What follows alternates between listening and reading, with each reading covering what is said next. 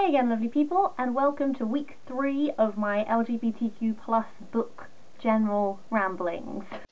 Sophie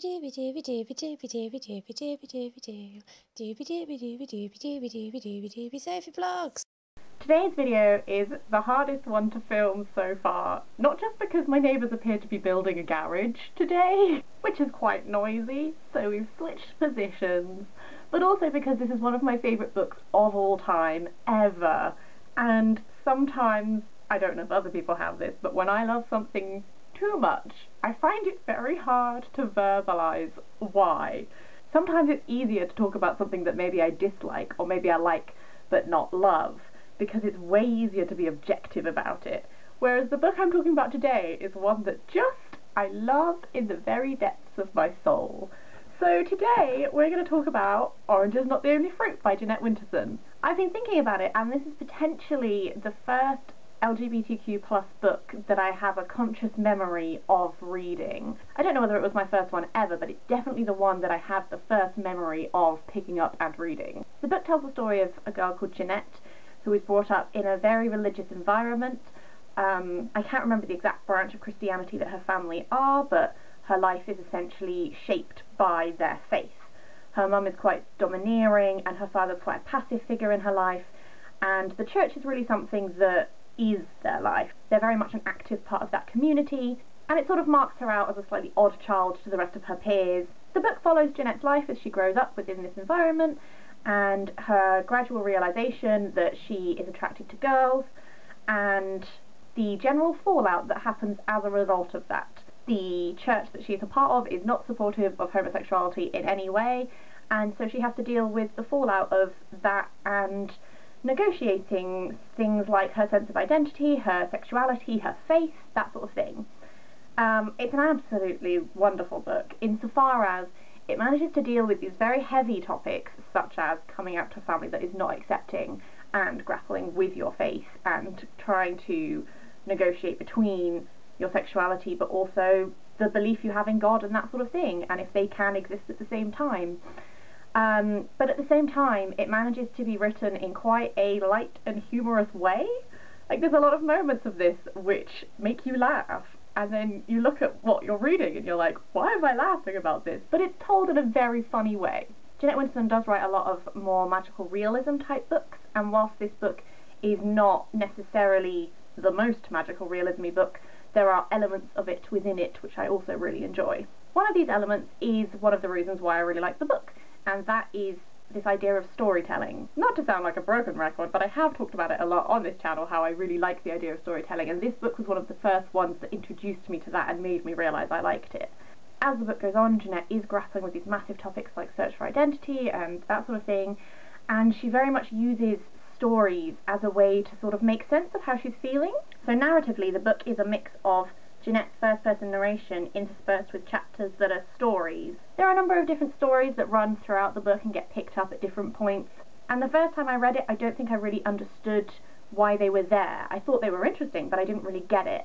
But the more I read the book, the more you can read into the stories that are being told and see which characters Jeanette is identifying with and how they mimic what is happening in her life at that moment. I should also address the fact that the main character is called Jeanette and the writer is called Jeanette. This is a book that is loosely inspired by Jeanette Winterson's childhood, but is not actually an autobiography. If you're actually interested in reading more about which parts of it are real, what parts of it are made up, then you can read Why Be Happy When You Could Be Normal, which is more of an actual autobiography that she wrote about writing oranges as well as the rest of her life. And it's actually really interesting. I would definitely recommend it. The other two books that I've mentioned so far in this series are ones that really explore a relationship between two people, whereas the focus of this book is not on any particular relationship that Jeanette enters, but is on her coming to terms with her sexuality as a whole.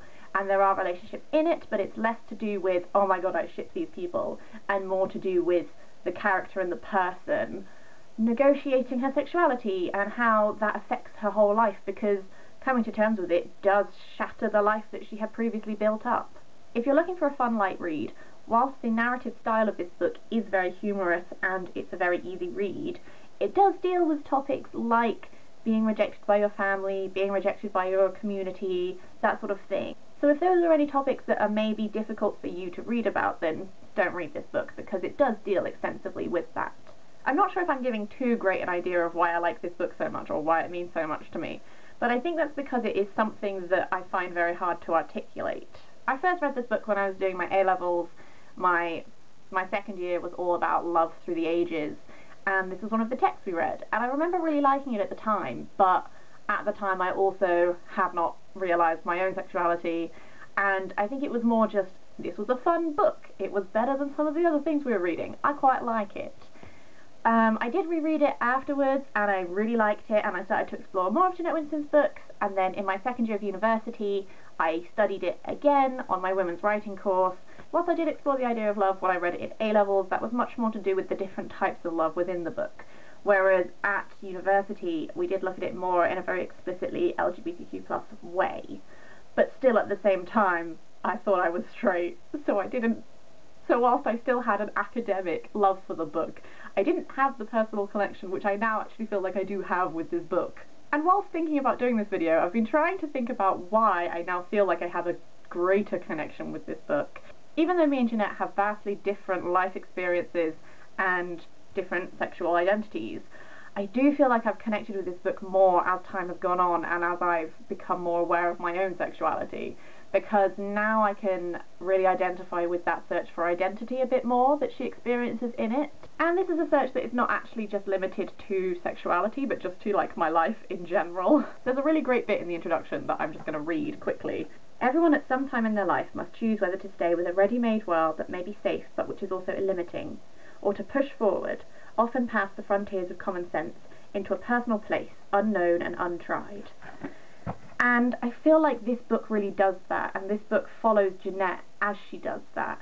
And as I've grown up and I've had to deal with that myself, and this is not just my sexuality but my life in general, what do I want to do, who am I as a person, those sorts of topics, it means that now when I reread this book I see things which I didn't see on my first readings, which I didn't connect to on my first readings, which I do connect to now. This has been a rambly mess, but my point is, this is just a beautifully written book that manages to be light and funny but also deal with heavy topics and have such beautiful, beautiful writing, and I just think it's wonderful and fantastic.